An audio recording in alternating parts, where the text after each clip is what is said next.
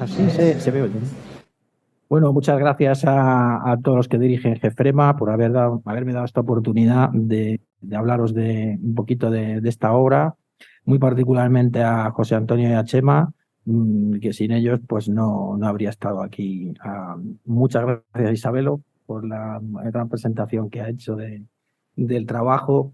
Yo en el rato que tengo lo que voy a hacer es proponer una serie de temas que yo he abordado en el libro. No voy a hacer una narrativa de lo que ocurrió en el año 30-31, como es bastante conocido, está en casi todos los manuales, aunque nos tenemos que remontar siempre al libro que escribió Ben-Ami, que es de 1978. Lo escribió en inglés y luego lo tradujeron aquí en España en 1990. Desde entonces no se ha vuelto a editar absolutamente nada sobre este periodo. No se ha hecho ninguna explicación conjunta, no se ha explicado cómo se llegó a las elecciones.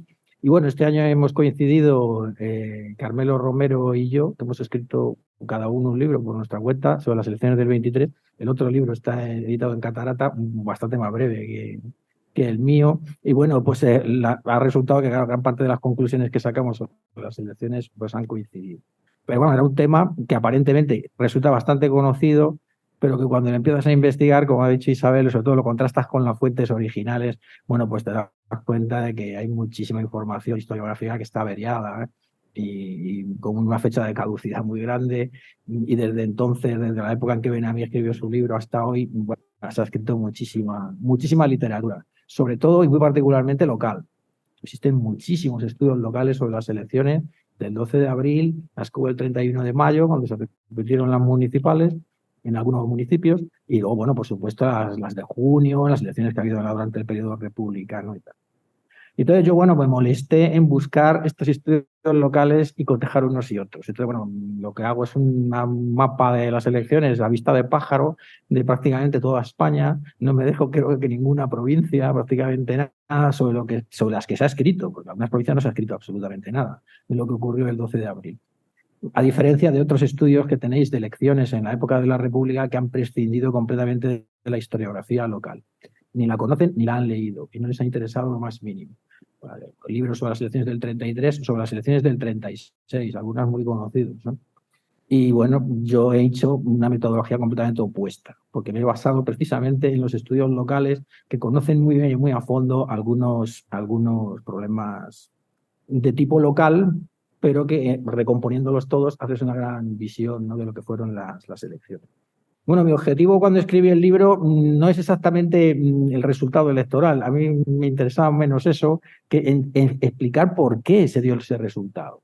¿No? ¿Por qué se dio ese resultado? ¿Cómo fue posible que en unas elecciones municipales hubiese semejantes victorias republicanas que, bueno, alcanzaron unas cifras verdaderamente inusitadas en algunas ciudades, rondando el 75 y el 80% en algunos casos? Aquí en Madrid, por ejemplo, sin ir más lejos, en Madrid capital tenéis un 75% de votos en la ciudad de la República, prácticamente todos los barrios, unas mayorías aplastantes, incluidos los aristocráticos, Buenavista, Palacio. Es algo verdaderamente increíble. Y bueno, esto necesita una explicación, necesita una explicación.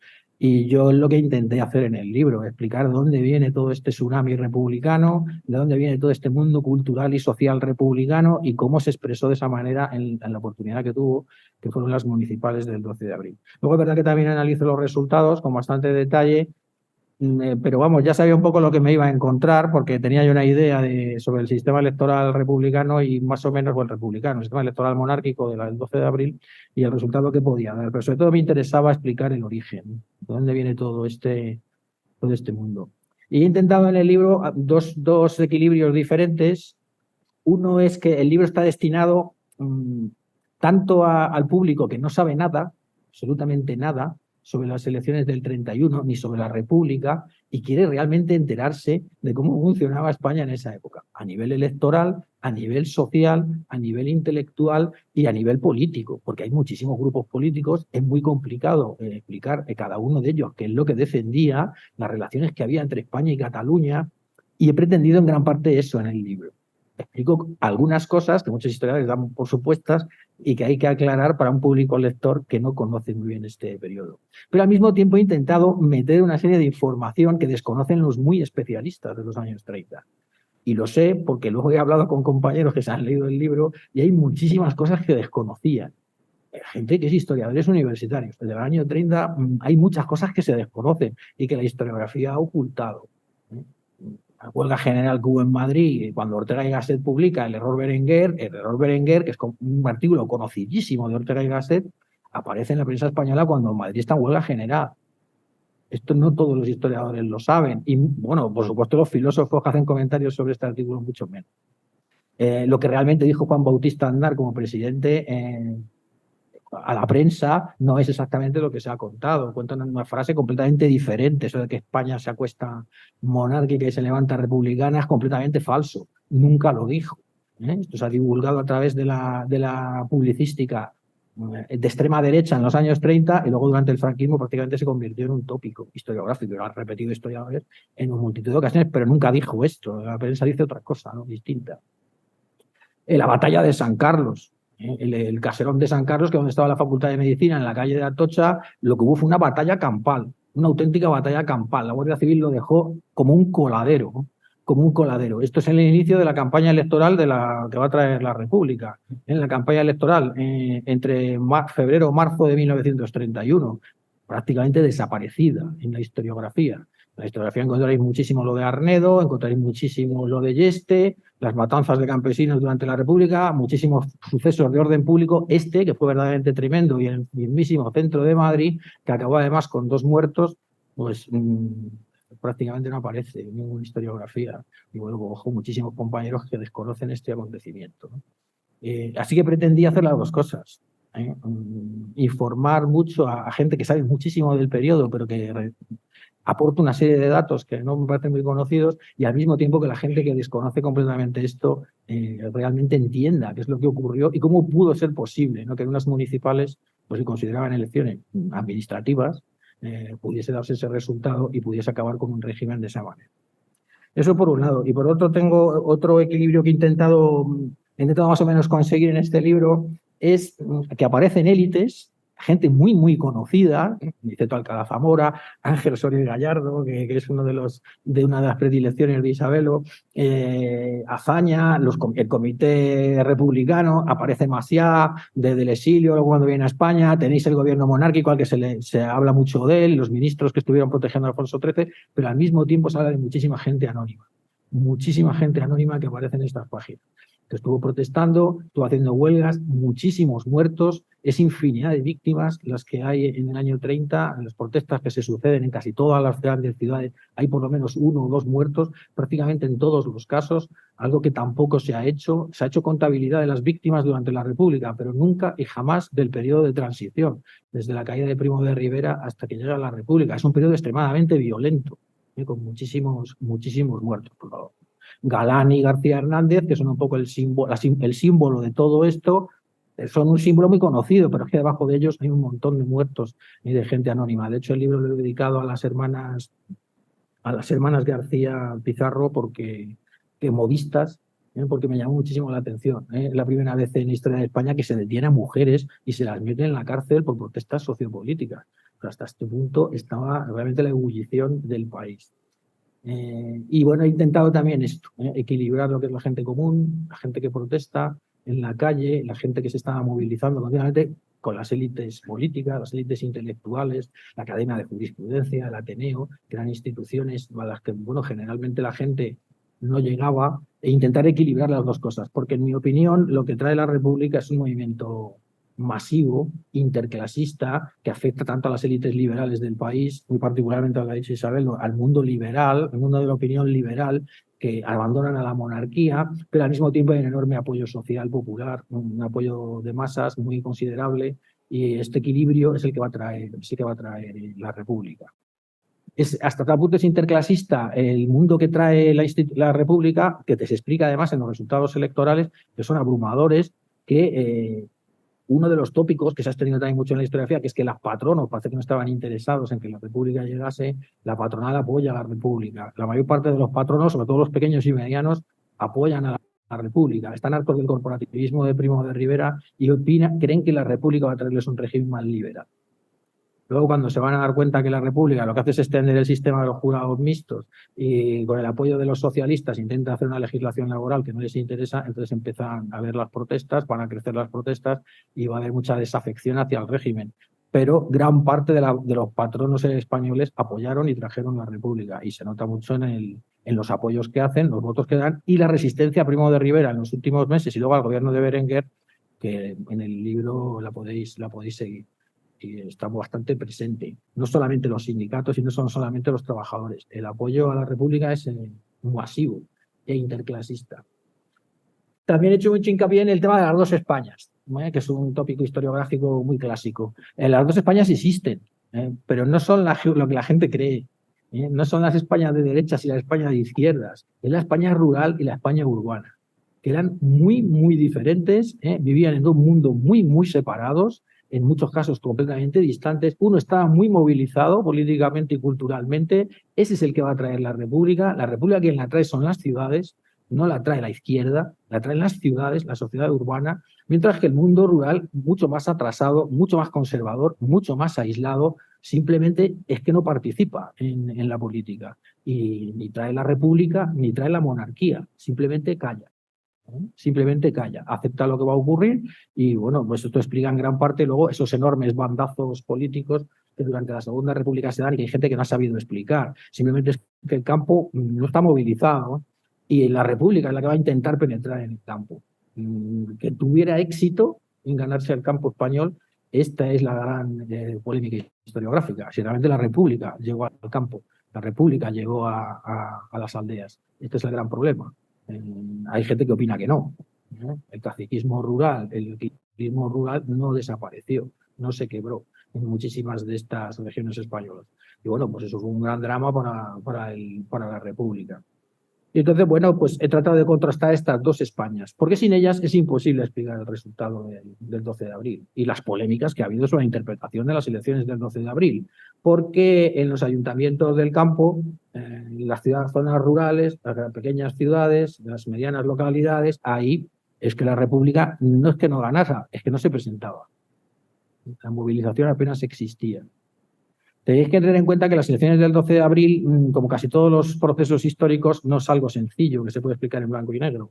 Las elecciones del 12 de abril ocultan dos cosas distintas. Son unas elecciones municipales, ordinarias, administrativas, pero es la primera vez que se vota en España en prácticamente 9 años. Y entonces, claro, tienen un contenido plebiscitario que unas elecciones municipales normales no habrían tenido. Y claro, los republicanos lo que buscan básicamente es que en las grandes ciudades, en las ciudades donde hay movilización, donde hay oposición, donde hay periódicos de oposición, se les vote. Esto es lo que buscan. Sí que tenéis dos planos distintos. Uno es las elecciones locales, municipales, más o menos ordinarias, que se van a regir por una legislación electoral que prácticamente no daba lugar a que los republicanos pudiesen ganar de ninguna manera. Y luego tenéis el plebiscito. Tenéis el plebiscito, allí donde los republicanos se presentaban, que se presentaron en prácticamente solamente 2/3 del país. No se presentan en todo el país. Hay muchísimas regiones del país donde solo se presentan en la capital, por ejemplo en Soria. Provincia de Soria, es un caso que estaba bastante estudiado, solo se presentan en la capital. La provincia de Las Palmas de Gran Canaria, por poneros algún ejemplo, en Las Palmas de Gran Canaria solo se presentan en 2 ciudades los republicanos, en la capital y en Telde, en nada más, absolutamente en nada más. Así que es imposible que los republicanos pudiesen ganar elecciones en localidades en las que no se presentaban. Este dato hay que tenerlo siempre en cuenta. Ahora, donde sí se presentan y donde hay un plebiscito, es decir, donde la gente puede elegir, tiene la oportunidad de elegir, puede elegir 2 opciones al menos para poder votar, ahí es donde ganan. Ahí es donde ganan. Y claro, de esto fue muy consciente el régimen monárquico, fue muy consciente la prensa cuando vio los datos y claro, el éxito es abrumador. El éxito es abrumador. Tened en cuenta, yo tengo aquí resumido los números. Son de 119 ciudades, entre las capitales de provincia y las ciudades de más de 20.000 habitantes, constan en el anuario estadístico, cuestan 119. 119, pues en 89 ganó la República. En 89. O sea, que no son solo las capitales de provincia, un tema que siempre se está estudiando. Yo cuando empecé el libro, es que no había un solo libro de historia de España que coincidiese en el resultado de las municipales, que ya es bastante llamativo. Pues bueno, no son unas elecciones tan complicadas como para poder sacar los resultados. Bueno, pues después de un ingente trabajo que pasé para depurar, al final resulta que solo ganaron en 8 capitales de provincia los monárquicos. Si contáis Ceuta y Melilla, que son 52, pues en 8 prácticamente solamente ganaron los monárquicos, en el resto ganaron los republicanos, incluidas ciudades como Guadalajara, Zamora, Palencia, Teruel, todas muy conocidas por su progresismo, Salamanca, prácticamente en todos los lugares, yo te digo 8.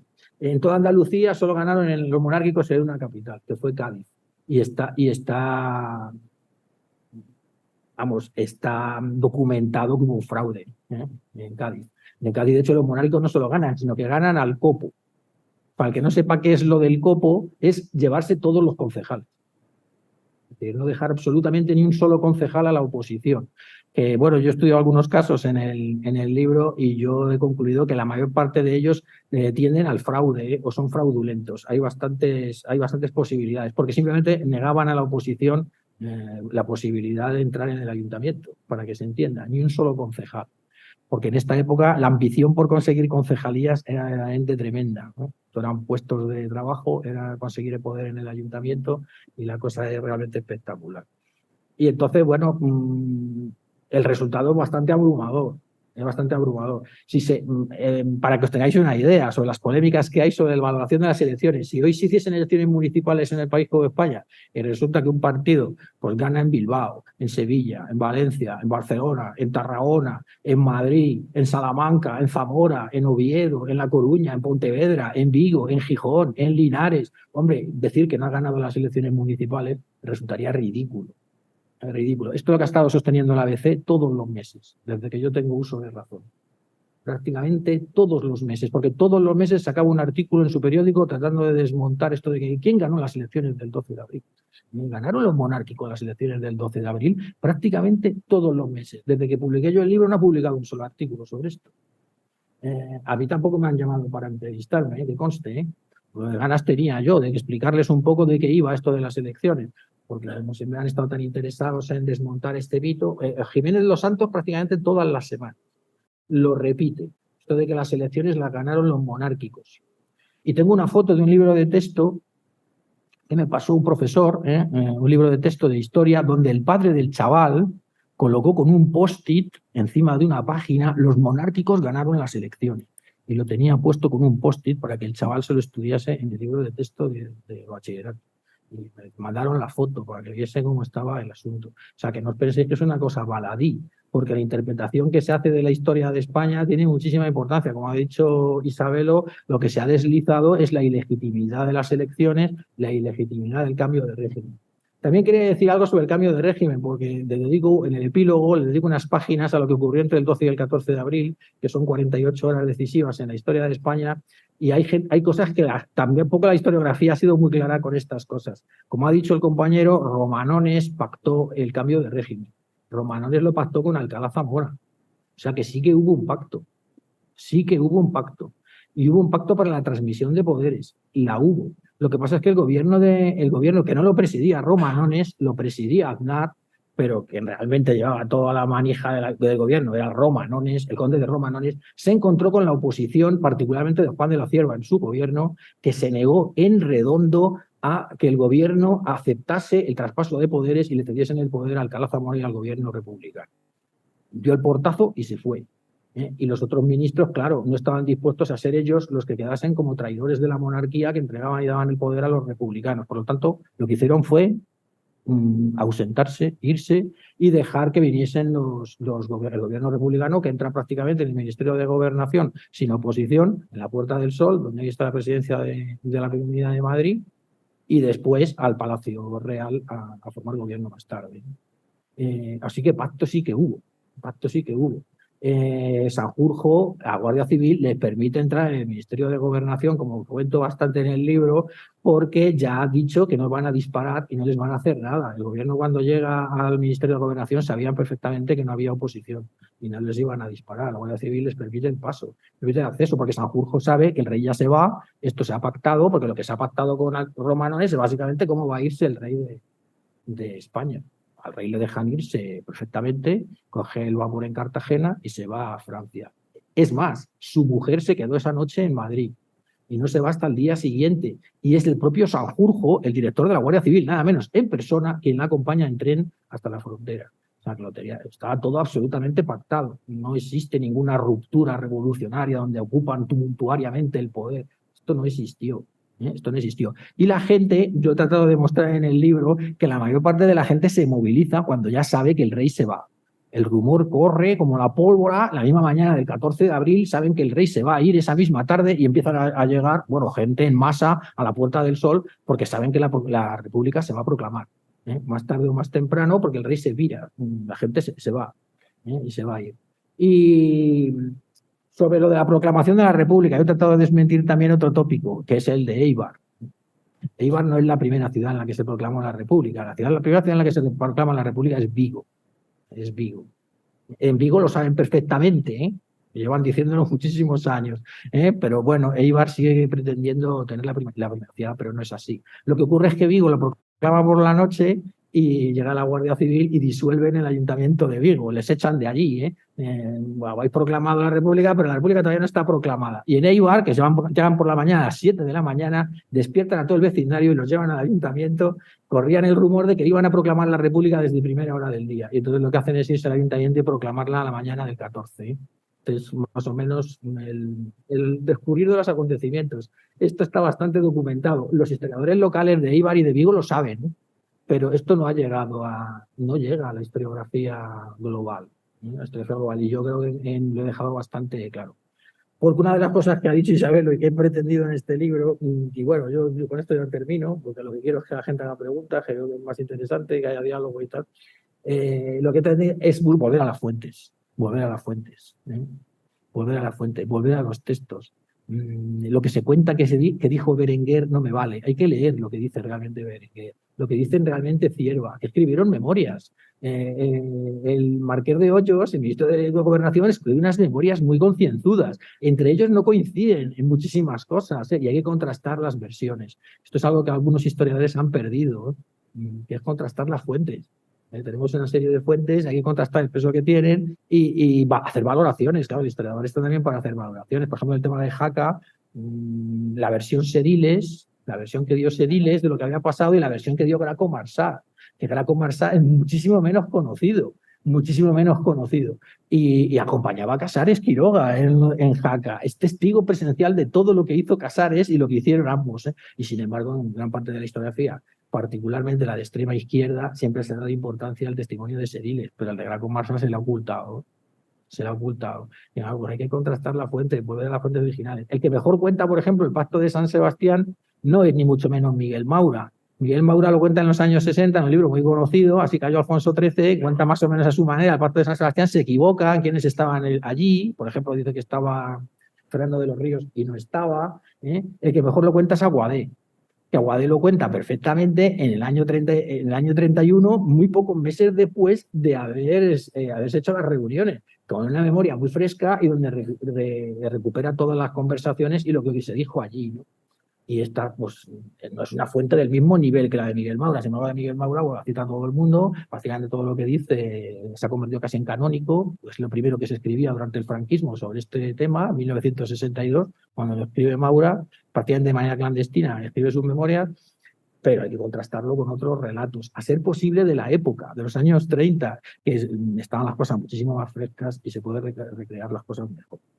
Así que bueno, todo lo que puedo decir es que la gente que lo está leyendo parece que le está gustando y que os lo recomiendo que lo leáis, que lo leáis. También os quería decir algo sobre el pueblo monárquico del campo. No os creáis esto de que toda la gente del campo que no votaba República eran monárquicos. Eran adictos. La expresión que se usaba en la época era adictos, es decir, adictos al gobierno. La gente del campo votaba lo que el gobierno decía que había que votar. Así se llevaba en España trabajando décadas. Y el gobierno de Aznar, que es un gobierno de concentración republicana, recibe el apoyo de muchísimos adictos en muchísimas partes del campo español. Cuando se proclama la República, inmediatamente cambian el nombre. Ya no somos monárquicos, ahora somos católicos, independientes. liberales, y cambian rápido la denominación. Por eso luego se explica que en el Anuario Estadístico de España, que tanto se le ha criticado en los datos que da sobre las elecciones municipales, aparezcan allí muchísimos republicanos que no habían sido votados el 12 de abril. Pues es que es muy sencillo, es que en los días siguientes, en cuanto se proclama la República el 14, todo el mundo empieza a cambiarse de acepción porque a nadie le interesa ser monárquico. Entonces, bueno, cuando les preguntan, oiga, ¿usted de qué filiación es en el ayuntamiento? Pues yo es que soy independiente. Entonces le ponen independiente. Yo soy republicano o republicano conservador. Entonces, bueno, les ponen republicano. Entonces, claro, aparecen en el anuario estadístico unos resultados que no se corresponden. Pero yo creo que he demostrado en el libro con bastantes datos que no son, como dicen algunos historiadores, los resultados del anuario no son los resultados de las elecciones del 31 de mayo. Y lo demuestro con datos porque es imposible. En las elecciones del 31 de mayo, que se repite el resultado en casi todos los ayuntamientos donde no había ganado la República, se repitió prácticamente las elecciones el 31 de mayo. Y bueno, ganan los republicanos por goleada espectacular en casi todos los ayuntamientos donde no habían ganado el 12 de abril. Y entonces, claro, cambia completamente la constitución de los ayuntamientos, eso está claro. Pero en el anuario estadístico siguen apareciendo muchísimos concejales monárquicos, centenares de concejales monárquicos. Es imposible que fuesen los resultados del 31 de mayo. Así que en mi cálculo son los resultados de finales de abril. La República ya se ha proclamado, pero muchos se han dado una acepción, no exactamente con la que se presentaron las elecciones del 12 de abril, pero ni muchísimo menos monárquicos, muchísimo menos tantos republicanos como se ha dicho. La comparación entre los datos, yo creo que, vamos, he usado muchísimos casos locales, que los he analizado bien, los he comparado datos del anuario con los datos que se conservan del 31 de mayo, que esos se conservan muchísimos, porque los datos del 31 de mayo se conservan mejor que los de las municipales, del 12 de abril. Y bueno, pues no coincide. No coincide en absoluto, ¿no? El 31 de mayo hubo muchísimos más republicanos de los que aparecen en... Y luego quería decir algo para terminar del artículo 29, que tener en cuenta que en las elecciones de la época hay tres grupos grandes. Municipios en los que no se vota, que es algo que la gente desconoce. Una cosa es que hubiese elecciones y otra cosa es que se votara. Se llama el artículo 29. Si había tantos candidatos presentados como candidatos a salir, no había elecciones, no había urnas, se les designaba. Así se designó aproximadamente el 47% de los concejales en España, en las elecciones del 12 de abril. O sea, más o menos la mitad de los concejales elegidos no fueron elegidos. Esto tiene que quedar claro. Se llama el artículo 29, la aplicación del artículo 29. Y luego tenéis, lo que yo destaco en el libro, es el artículo 29 técnico. El artículo 29 técnico consiste en que sí que hay elecciones porque hay más de una candidatura. Lo que ocurre es que las dos candidaturas son monárquicas. Así que la gente no puede optar por república. No es libre de poder votar por república. Allí no hubo plebiscito. Hubo muchos municipios en los que sí que hubo elecciones, pero plebiscito no. No se podía votar república. Y luego están los plebiscitarios, que le llamo yo, y que son muy pocos. Son muy pocos. En algunas provincias no llegan ni a una tercera parte de los municipios, donde realmente hubo plebiscito, donde realmente se podía votar república, porque los republicanos no penséis que se presentaban en todos los municipios de España, ni muchísimo menos. Ni muchísimo menos. Ahora, si vais a las ciudades grandes, 5.000, 10.000, 20.000 habitantes, ahí, claro, ahí sí presenta la república. Y ahí plebiscito, claro que hay. Y ahí es donde la república gana. Bueno, prácticamente arrasa. Ya os he dado más o menos votos. 75% de los municipios, de más de 20.000 habitantes, ganó la República. Y algunas veces con resultados verdaderamente impresionantes. Hoy serían imposibles. Una media del 66% de triunfo. Una cosa verdaderamente hoy inasumible, prácticamente. Incluso en las ciudades más conservadoras, Ourense, por ejemplo, ganan por un concejal. Los republicanos consiguen ganar por un concejal. Yo descubrí, investigando el libro, yo creía que Vitoria, bueno, como casi todo el mundo, en Vitoria ganan los monárquicos en concejales. Pero claro, investigando las elecciones de Vitoria, resulta que en votos ganaron los republicanos. Que yo no lo sabía cuando elaboré el libro. Y me lo ha confirmado, y Carmelo Romero, en el libro que ha publicado, lo confirma, porque también dice lo mismo que yo. Pero no es lo que decían los libros, ni siquiera algunos libros sobre las elecciones locales en Álava, que no dejan claro que los republicanos ganaron en Vitoria. Pues incluso ganaron en Vitoria. Para que os hagáis una idea. Esto, hombre, no se puede explicar simplemente con la izquierda. No, hombre, la izquierda en Vitoria nunca fue nada. Nunca fue nada. Es decir, eso tiene que tener... Hay otros muchos apoyos sociales, fueron importantes para que llegase. Si no, es que no puedes establecer una hipótesis que lo explique, ¿no?, adecuadamente. Y bueno, pues muchas gracias por haberme escuchado. Tampoco voy a dar más detalles porque, hombre, lo que me gustaría es que los leyerais, claro. Si sabéis un poco de la época, os vais a sorprender con muchísimas cosas, porque yo al mismo tiempo que lo investigaba y lo escribía, me sorprendieron muchísimas cosas que descubrí, porque uno está acostumbrado a leer los libros, las monografías al uso. Sobre este periodo tampoco es que se haya escrito tanto como parece. Y como he estado conversando antes con Isabelo, te encuentras muchísimos agujeros negros, muchísimos cosas que están sin explicar y no se han detallado suficientemente. Hay aspectos bastante confusos que todavía no tenemos suficiente documentación, aunque parezca increíble que de este periodo la gente cree que lo sabe todo, pero luego resulta que no, ¿eh? Hay muchísimas zonas grises y zonas de sombra. Y agradeceros la atención que me habéis prestado. Gracias.